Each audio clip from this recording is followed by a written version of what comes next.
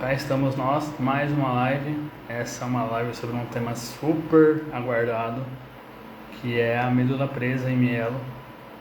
Muita gente já me mandou dúvidas sobre, e como eu também não é uma coisa que eu tenha muita informação, convidei um especialista no assunto para falar sobre, que é o Dr. Giovanni Mendes. A gente se conheceu lá em Cuiabá, no evento no ano passado que eu fui palestrar. E a gente vai hoje bater um papo super interessante, super importante também sobre esse universo da mielo, que é a medula presa em mielo. Boa noite para quem está chegando. Quem puder enviar o link da live para os seus contatos, para a gente compartilhar mais informação sobre e fazer o conteúdo que a gente vai falar hoje chegar em mais gente. Super bem-vindo, tá bom? Vou botar o Dr. Giovanni aqui. Só dar uma boa noite para quem está entrando. Daniele, Hugo, valeu. Giamara tá aí, Lara tá aí, Aline tá aí. Vamos dar boa noite pro doutor, que ele já entra aqui. Ele é neurocirurgião vascular e pediátrico, titulado pela Sociedade Brasileira de Neurocirurgia e pela Associação Médica Brasileira.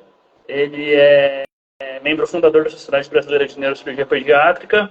Já foi e é novamente presidente da Sociedade de Neurocirurgia do Mato Grosso e conselheiro regional do Conselho de Medicina do Mato Grosso também, e membro da comissão de título de especialista da Sociedade Brasileira em Neurocirurgia. Doutor, o senhor está aí já? Boa noite, tudo bem, Boa Renan? noite, eu não estou te vendo, mas estou te ouvindo, então tá ótimo. Vamos. O que que... Os erros do Instagram, é normal, tô acostumado já. Apareceu ou não? Não, mas tá tranquilo. As pessoas estão vendo, eu que não estou te vendo. Acho que é algum erro do Instagram mesmo. Mas estou te ouvindo sem problema. A gente pode seguir, que tá tranquilo assim. Então, boa noite, doutor. Obrigado por ter aceitado o convite. Sem dúvida, é um tema que vai ser bem importante para todo mundo que está assistindo, porque, como eu já falei aqui na introdução, muita gente já veio me perguntar sobre medula presa, e acho que ninguém melhor que o especialista no assunto para falar disso. Então, para a gente começar, eu queria deixar o espaço aberto para o senhor se apresentar, dar sua boa noite, para a gente começar o nosso papo. Fique à vontade. Boa noite, Renan. Boa noite a todos que estão nos assistindo. É um prazer muito grande participar de uma live com esse objetivo de esclarecimento à população de um assunto que nós gostamos muito e trabalhamos com isso já há algumas décadas. Então é sempre um prazer muito grande poder participar de atitudes como esta, de esclarecimento à população, para tirar dúvidas sobre essas patologias, que é o nosso dia a dia, é o que nós trabalhamos continuamente. Um bom tempo de experiência com isso já, né, doutor? Alguns aninhos. Alguns aninhos já, né? Alguns aninhos. Minha mãe tá aí, boa noite. Ana tá aí, Lúcia, boa noite, pessoal. Só adiantando já, se vocês tiverem dúvidas, perguntas, podem mandar aqui no chat, que a gente vai respondendo na medida do possível, tá bom? Oi, Letícia, Renata. Bom, vamos começar então, doutor.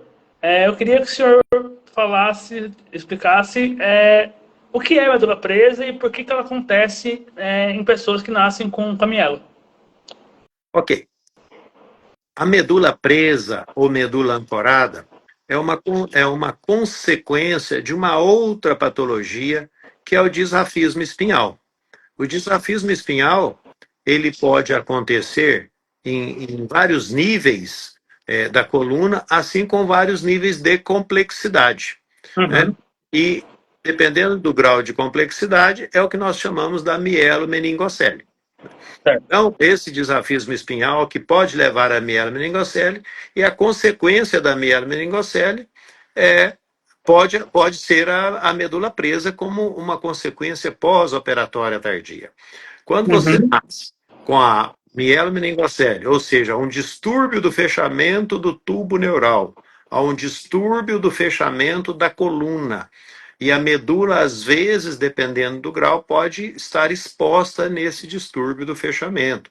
Certo. E, no processo de correção dessa falha, ele pode, tanto quando a cirurgia é feita intraútero, que nós podemos discutir isso depois, ou a cirurgia aberta pós-natal, às vezes algumas situações,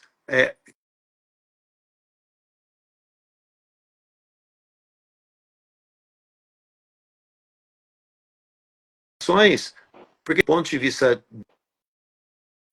de imagem, de exame complementar como a ressonância, a maioria das crianças operadas de mielomeningocele, seja por cirurgias intraútero ou cirurgias pós-natais, Uhum. eles podem evoluir radiologicamente com medula presa ou medula ancorada, Certo. certo?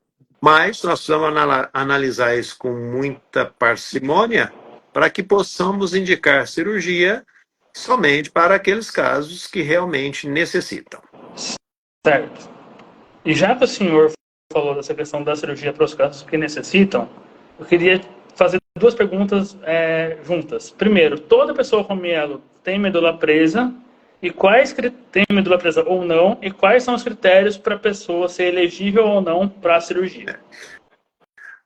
A imensa maioria das pessoas operadas de mielomeningocele terão um grau de implantação da medula mais baixa que o normal, certo?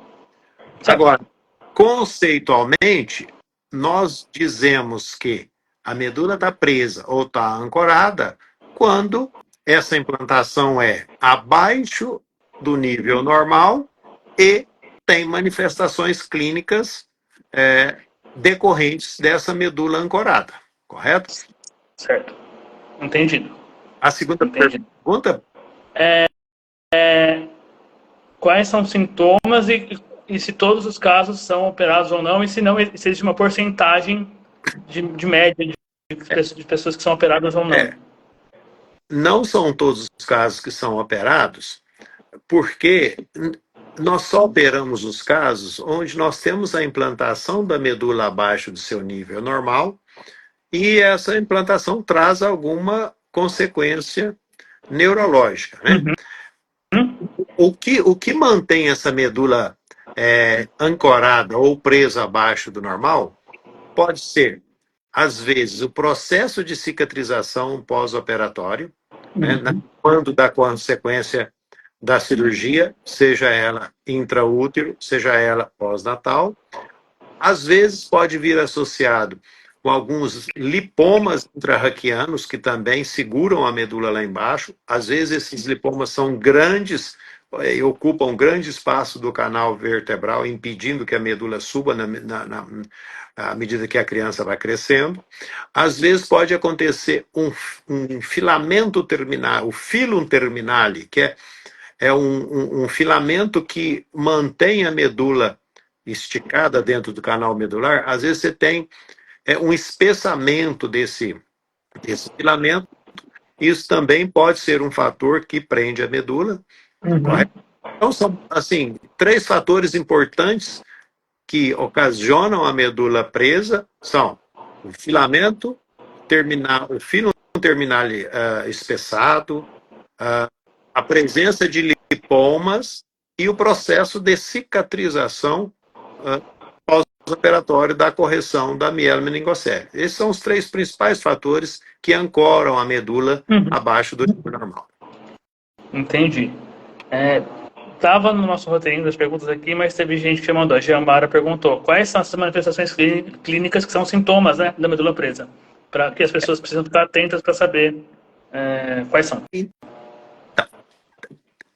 Tem vários sintomas, alguns deles dependem da evolução do paciente, porque, por exemplo, se é um paciente que tem uma dificuldade, um déficit motor nos membros inferiores, tá certo?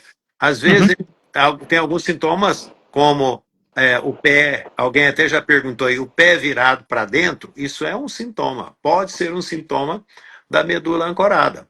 Mas em alguns pacientes você não consegue perceber isso se o paciente é paraplégico e não deambula e coisa e tal, às vezes tem uma dificuldade para perceber. Normalmente, o que é mais comum é essa questão da alteração do posicionamento do pé, há uma tendência do pé virar para dentro, assim, como se fossem as duas solas do pé tendendo a se olharem. Às vezes tem uma piora motora nos membros inferiores, às Uhum. vezes tem uma piora do controle do esfíncter vesical, né? Piora do controle do xixi, às vezes tem uma piora do controle do cocô também, e Uhum. pode acontecer uma escoliose, quando no decorrer do crescimento da criança, a coluna tende-se a entortar lateralmente. Isso Certo. também é um sintoma mais tardio, mais evidente, né? E, e para se fazer este diagnóstico, evidentemente que o exame neurológico ele é importantíssimo, mas também o exame de imagem para nos comprovar isso. Nos exames de imagem, o que nós vamos identificar? Nós podemos identificar aquilo que nós já falamos posteriormente, o fílum terminal espessado, nós podemos identificar lipomas intrarraquianos impedindo a ascensão da medula, nós podemos identificar o posicionamento desse resquício que seria da medula, que a gente chama o placode neural, aderido ao processo de cicatrização da ferida cirúrgica, assim como nós podemos identificar uma dilatação do canal central da medula. O canal central da medula é um canal bem pequenininho que tem no interior da medula, e Uhum. por este canal circula líquor. Quando você tem a medula ancorada inferiormente e ela está tracionada, esse líquor tem uma certa dificuldade de circular por dentro do canal central da medula. E aí ocorre uma dilatação do canal central da medula, que nós nominamos isso como siringomielia. Então, a ressonância da coluna lombar e torácica, você identifica essa siringomielia, que é a dilatação do canal central da medula. Certo, certo. Já que o senhor falou dessa questão da piora da marcha, piora da questão urinária, do intestino, como, como diferenciar esses sintomas da medula presa com as sequelas já comuns, entre aspas, da mielo? É realmente a questão dessa piora? E como perceber essa piora? Normalmente, a família ou o próprio paciente, ele já conhece a sua rotina, né? Ele já sabe como é o seu funcionamento, né? Mesmo que com alguma sequela, mas ele sabe individualmente, ou o familiar já sabe individualmente como que é esse funcionamento. Então, à medida que você começa a perceber alguma alteração, mesmo que sutil, desse funcionamento, isso associado com as fases de crescimento da criança, né, os estirões de crescimento da criança, e isso associado ao exame neurológico e ao exame de imagem, é que vai nos embasar para chegarmos à conclusão de que há a, a, a entidade nosológica, né, a doença que a gente chama, ou a evolução, vamos falar assim, da medula presa em pós-operatório de ML meningocele. Certo, certo. A Letícia mandou uma pergunta que acho que é interessante a gente abordar aqui. Os sintomas, eles costumam aparecer em alguma fase mais específica, tipo na infância, nessa fase do estirão que o senhor citou, ou pode ser depois de adulto, na adolescência, por exemplo? O mais comum é de acontecer nas fases onde se tem os estirões de crescimento. Isso é o mais comum.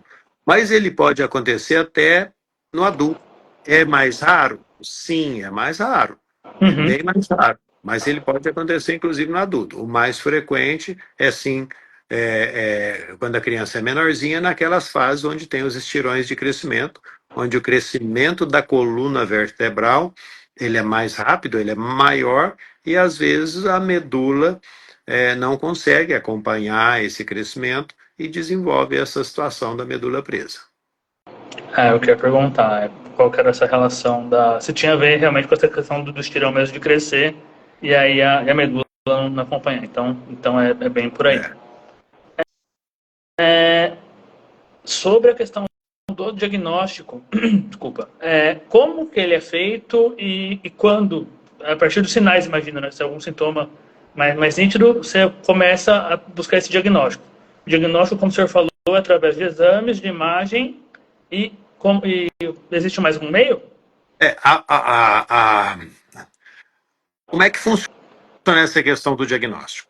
O paciente ou a família nota alguma alteração, procura o médico olha essa história, né, suspeita, faz o exame físico comprova a suspeita do médico, daí vem o exame complementar, Uhum. né, que é a ressonância, e a ressonância nos mostra essa posição anômala, digamos assim, da medula, e que é a partir daí que a gente indica a cirurgia. Em algumas situações mais raras e mais específicas, às vezes nós podemos fazer também a eletroneuromiografia, para a gente estudar como está essa condução nervosa da medula para os nervos dos membros inferiores, por exemplo. E a eletroneuromiografia, ela, se você já tiver uma referência anterior de eletroneuromiografia, você vai perceber uma alteração do padrão do que tinha anteriormente. Então, a eletroneuromiografia, em alguns casos específicos, também pode nos ajudar é, a complementar esse diagnóstico. Certo. Só um comentário sobre eletroneuromiografia, outro exame super legal que pessoas com mielo um dia vão fazer na vida. Um examezinho bem chatinho, mas é necessário para a gente acompanhar bem a saúde, né? E doutor, para a medula presa, a cirurgia é o único tratamento possível, disponível ou não necessariamente? Ou tem outras opções? A cirurgia é o tratamento disponível, não tem outra opção, porque Certo. nós vamos pensar o seguinte: isso é uma coisa anatômica, né? Uhum. Isso é nitidamente anatômico. A coluna cresceu mais que a medula está sendo esticada. Então, não tem medicamento, não tem fisioterapia, não tem que faça com que essa medula se solte, né? Então, Uhum. a gente tem que ir lá e é uma questão anatômica mesmo. Você tem que liberar essa medula para que ela não fique sob tensão, né? Então, você tem que soltar, mas, assim, não é tão simples às vezes. Quando você tem uma lipomeningocele, né? Com um lipoma associado, às vezes, no meio dessas raízes basais aí mais baixas, às vezes é difícil você fazer a liberação da medula soltando esse lipoma das raízes. E aí, quando você se propõe a fazer isso, e é uma situação que tem um lipoma envolvendo as raízes, a monitorização neurofisiológica transoperatória, ou seja, a eletroneuromiografia durante a cirurgia, ela é muito importante para nos ajudar. Por quê? Porque às vezes você está tirando aquele lipoma, aquela gordura no meio da raiz ou envolvendo a raiz, e às vezes você acha que não está fazendo uma tração significativa na raiz, você acaba fazendo e acaba piorando o déficit do paciente no pós-operatório só pela manipulação, ou Uhum. às vezes pela secção da raiz, quando ela está envolvida com o lipoma. Então, assim, em crianças muito pequenas, a monitorização neurofisiológica é bem mais difícil, bem mais complexa. Mas em crianças maiores ou em adultos, a monitorização neurofisiológica já é mais fácil e é mais fidedigna e pode ajudar bastante. Certo, certo. Vem uma outra pergunta aqui ainda sobre essa questão de cirurgia. Só retomando, se toda pessoa com mielo vai precisar operar algum dia, alguma vez, se é inevitável ou não, e em que casos a cirurgia é necessária só para a gente reforçar isso? Então, não é todo paciente de mielo que vai precisar da cirurgia. Só vai precisar da cirurgia aquele que tem a medula presa e que a medula presa traz como consequência alguma alteração neurológica. Então, assim, uma grande parte dos pacientes passam a vida inteira sem precisar de cirurgia de medula presa. Os pacientes pós-mielo meningocele, grande parte deles não precisam da cirurgia, né? Mas existem aqueles casos que evoluem com déficit, com alteração neurológica e que aí sim eles são necessária a abordagem. Certo, certo. Tá bem claro. E o pós-operatório, como que dessa cirurgia? Como costuma ser? O pós-operatório não costuma ser um pós-operatório complexo. isso, né? Mas tem alguns cuidados, alguns riscos. O risco, primeiro, que nós chamamos a atenção é o risco de infecção, que é um risco que existe para qualquer procedimento cirúrgico. No caso, quando é uma medula presa pós-mielo lombosacra, acaba que aumenta um pouco esse risco, porque é uma região, digamos assim, bem mais contaminada, está perto ali do ânus e coisa e tal. Então, a infecção da ferida é um risco que existe. Evidentemente que existem técnicas que nós aplicamos com esse objetivo. Então, a asepsia, o banho que se faz antes das cirurgias, a asepsia que faz no momento da cirurgia, o uso de antibiótico profilático durante a cirurgia e pós a cirurgia, eles têm o objetivo de minimizar este risco. A outra coisa que pode acontecer também é a fístula licórica. Quando você abre uma cicatriz, né, e chega no canal medular, no canal dural, e você põe esse canal dural em contato com o meio externo, ou seja, o líquor circula ali. Esse tecido, que é um tecido já cicatricial, ele é de uma cicatrização pós-operatória. Aí, depois que você mexe nessa cicatriz, o processo de cicatrização dele já é pior, entendeu? Ele já é pior. E água, você sabe como é, né? Qualquer buraquinho que ela encontra, ela vaza. Quando você está dentro do canal medular, existe a pressão, existe uma pressão. A pressão que nós temos dentro do crânio, essa pressão ela se dilui também pelo canal medular. Então você tem um líquido dentro de um compartimento com uma pressão determinada e às vezes essa pressão é o suficiente para que esse líquor ache qualquer buraquinho, né? Para poder sair. Como esse processo de cicatrização desse tecido, que já é uma cicatriz da correção da mielo, então, às vezes, essa demora na cicatrização, essa pior cicatrização, possibilita o risco de fístula licórica. Quando acontece a fístula licórica, nós também temos algumas formas de tratar. Nós podemos tratar com medicação, para que diminua a produção do líquor, né? Medicação oral. Essa medicação tem o objetivo de diminuir a produção do líquor. Diminuindo a produção do líquor, diminui a pressão sobre a cicatriz. Então, ele facilita essa cicatrização e fechar. A outra coisa que nós podemos fazer é colocar um cateter, que a gente chama de derivação lombar externa, né? Você põe um cateter num nível acima ou em níveis acima, esse cateter fica dentro do canal e com a pontinha dele exteriorizada, ligado numa bolsa, fechado hermeticamente, né? Ou seja, estéreo, e esse líquor que é produzido diariamente, ele vai direto para essa bolsa, diminuindo a pressão dentro do canal vertebral, também evitando a fístula licórica. Então, esses assim, são ligados diretamente ao procedimento cirúrgico. Outros riscos que acontecem são decorrentes do procedimento cirúrgico, quando você manipula raízes, quando essas raízes estão envoltas por lipomas, né? Então você manipula essas raízes também elas podem diminuir a sua função. Então pode piorar o déficit, a própria cirurgia pode piorar o déficit, né? Se é por um lipoma, uma cirurgia mais complexa. Se é só um filum terminale espessado, você identifica o filamento terminale como monitorização neurofisiológica e você secciona esse filamento terminal, então esse risco ele cai bastante, né? Okay?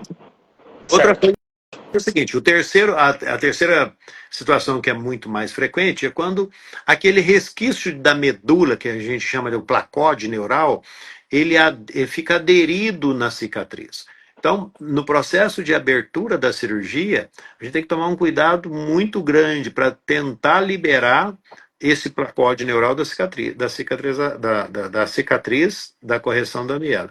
Isso acontece muito nas cirurgias quando a correção da mielo é intraútero por via endoscópica, onde se coloca só materiais em cima da falha para estimular a formação de tecido fechando isso. Então é bem mais frequente do que quando você opera pós-natal e aberto. Boa. Isso não é tão interessante perguntar, realmente, se tem diferença da cirurgia intraútero ou não. Então tá explicado aí. Doutor, o senhor mencionou nesse meio da resposta a questão de melhoras e pioras. Por exemplo, a pessoa teve a piora lá da questão da bexiga, operou. Isso tem isso retroage, melhora, volta a ser como era antes, ou não? Ou, por exemplo, eu vi que a Daiane perguntou lá, por exemplo, fez a cirurgia e o pé começou a entortar. Queria que o senhor comentasse um pouco disso, o que pode acontecer depois da cirurgia, essas questões de melhoras ou pioras eventuais. Então, os casos da sequela da mielo, eles são muito particulares, né? Cada paciente tem a sua forma de apresentar e a sua forma de evolução. Então, assim, é difícil falar de uma forma abrangendo tudo. É muito pessoal, muito personalizado cada caso, né? Então, existem situações onde você já tem uma sequela da mielo e pós-medula presa, isso melhora rápido. Aquela piora que teve, que fez você pensar na medula presa, melhora rápido. Tem outros que demoram mais. Sim. Outra coisa, o tempo de diagnóstico também é importante. Se você identificou mais rápido os sintomas neurológicos, as alterações neurológicas e conseguiu fazer a correção cirúrgica, essa alteração ela tende a melhorar mais rápido, né? Então isso é muito pessoal e só o neurocirurgião que cuida do caso é que é capaz de falar especificamente. Agora, uma coisa que perguntaram é em relação a déficit cognitivo. O déficit cognitivo não tem muita relação com essa questão especificamente da medula presa, certo? Uhum. Outra coisa que eu queria chamar a atenção, aproveitar que a gente já está falando, a cirurgia intraútero mostrou-se como um grande benefício na correção da mielomeningocele. Mas uma das coisas que ela mais impactou positivamente foi de uma outra situação, que não a medula ancorada, mas sim a síndrome de Chiari. A síndrome de Chiari é o que mais foi impactado, é o que mais reduziu, é o que mais teve o resultado bom e mais rápido quando a cirurgia é feita intraútero, né? Então é importante a gente ressaltar isso, os benefícios da cirurgia intraútero nessa situação, principalmente na reversão do Chiari. Bem observado. Só trazendo uma curiosidade que eu já comentei algumas vezes, mas vale reforçar. Eu nunca tinha ouvido falar dessa síndrome de Arnold Chiari até eu começar a escrever o livro, que está aqui atrás, inclusive. E eu descobri sobre ela conversando com pessoas que tiveram a síndrome como decorrência da mielo. E aí, eis que no ultrassom em 2021 me aparece a bendita da síndrome, não uma ultrassom, não, uma ressonância, lá feita em 2021, só que ela foi aparecer no exame. Acho que foi a primeira vez que viram isso no exame meu. Sobre a questão da medula, eu não operei também, não precisei operar ainda. Espero não precisar, mas estou aqui com meus 34, quase 35, sem precisar operar. E é isso. Doutor, só que o senhor mencionou a parte cognitiva, déficit de aprendizagem, dificuldade de aprendizagem, pode ter alguma relação ou com a mielo ou com a medula presa, ou não tem essa relação? Não, na verdade, o disrafismo espinhal ele pode cursar com várias outras coisas, né? E que podem vir associados também, né? A própria hidrocefalia é uma situação que é muito frequente aí associado ao disrafismo espinhal. E quando você tem um quadro de hidrocefalia que não é tratado dentro do tempo adequado, às vezes pode sim evoluir com alguma alteração neurológica, como o déficit de aprendizado. Mas relacionar diretamente com a medula ancorada não tem essa relação, não. Legal, legal. Bom saber, bom saber.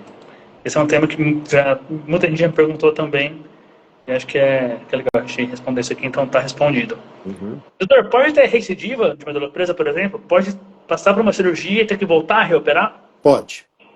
Menos frequente, mas pode. Certo. Depende muito de qual foi a condição que indicou o tratamento, depende muito de como você encontrou essa medula presa.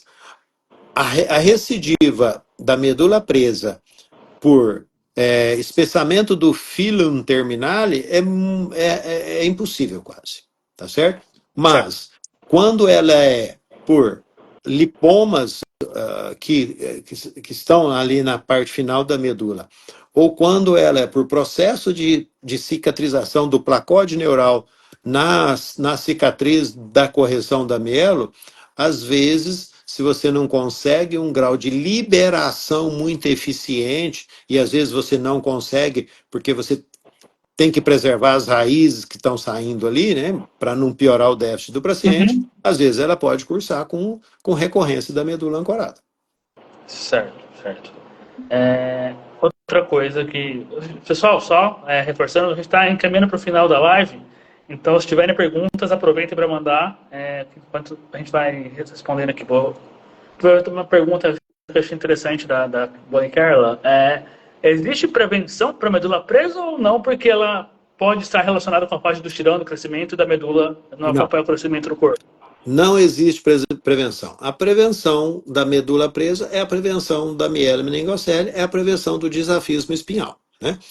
E isso aí passa, e é importante a gente ressaltar isso, toda mulher em idade fértil, ou uma mulher que pretende engravidar, antes da Uhum, gravidez, ela deve usar o ácido fólico, né? O ácido fólico foi provado, é uma das teorias uhum, da fisiologia aí, do desafismo espinhal, mas foi provado que ele impacta. Ah, mas paciente que não tem déficit de ácido fólico pode desenvolver desafismo espinhal? Pode, pode.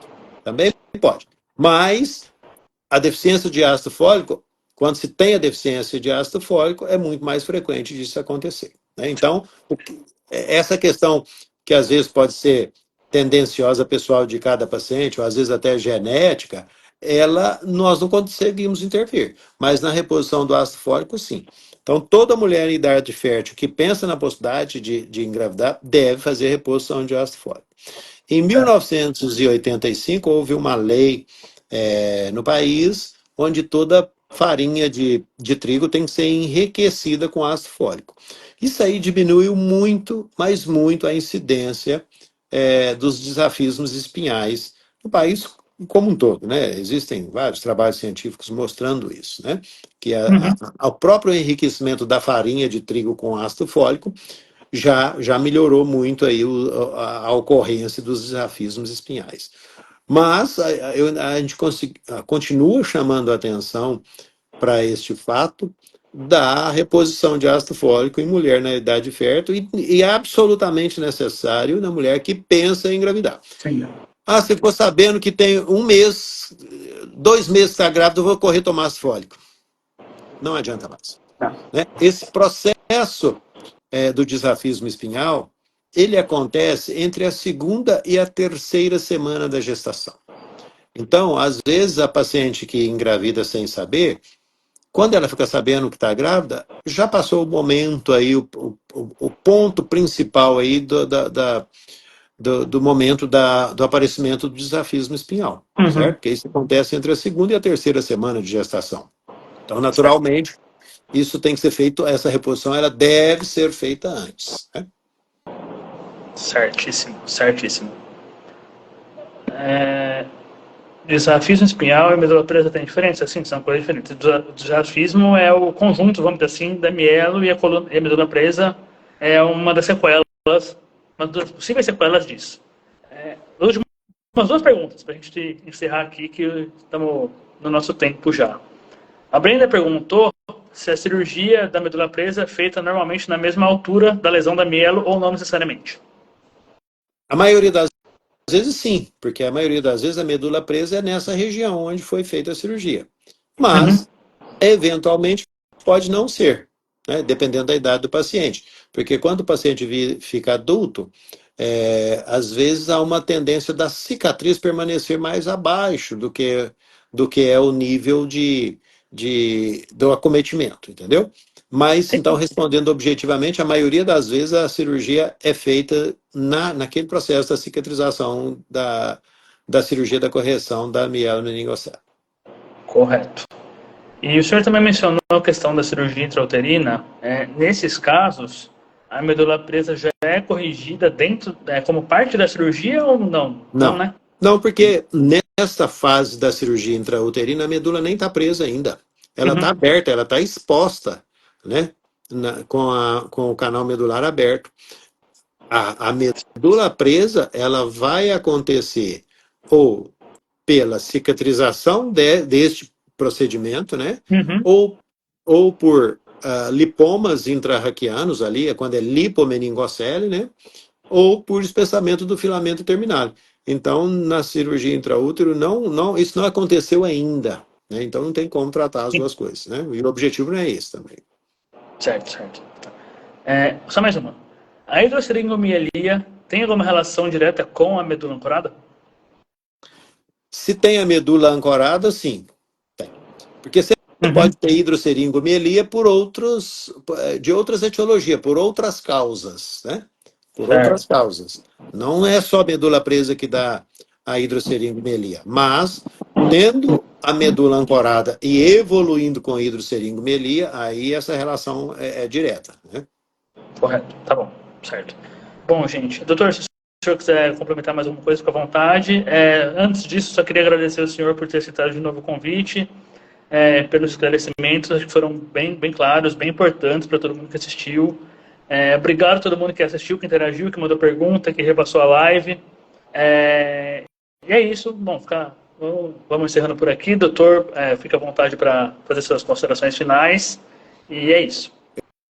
Eu queria te agradecer, Renan. Você faz um trabalho brilhante de esclarecimento, de compartilhar a sua experiência de mielo com as pessoas com quem você se comunica. Eu acho isso de uma grandeza muito grande, por isso que eu me coloquei à disposição para participar com você.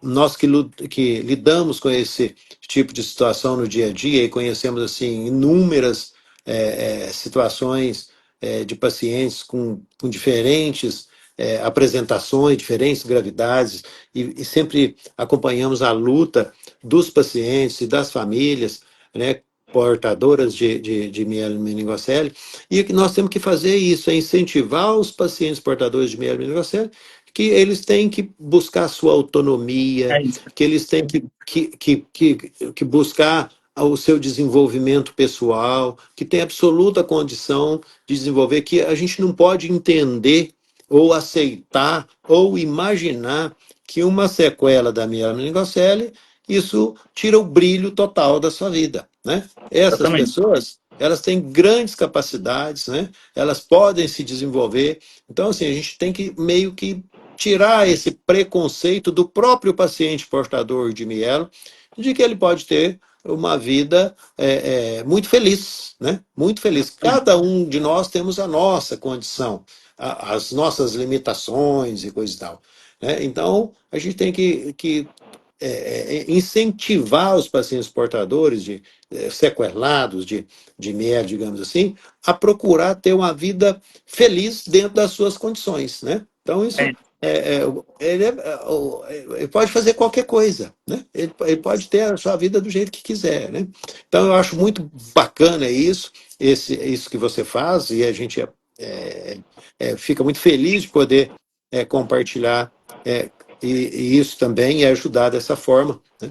Não conseguimos responder todas as perguntas, mas tem o meu Instagram aí, depois, caso queiram me encaminhar alguma pergunta, nós respondemos posteriormente, né? O Instagram Dr. Giovanni Mendes, né? Qualquer um pode nos seguir lá, acompanhar o nosso trabalho, né?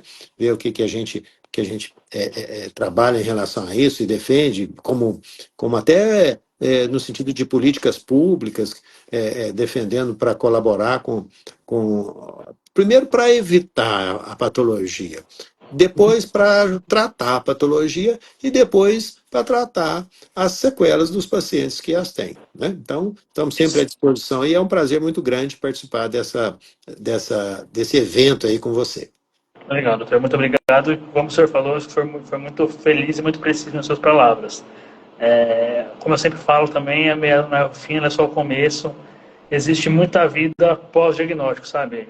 Sei que não é fácil, tem seus momentos meio difíceis, mas não é o fim, não. Existe luz no fim do túnel, tem vida depois da mielo.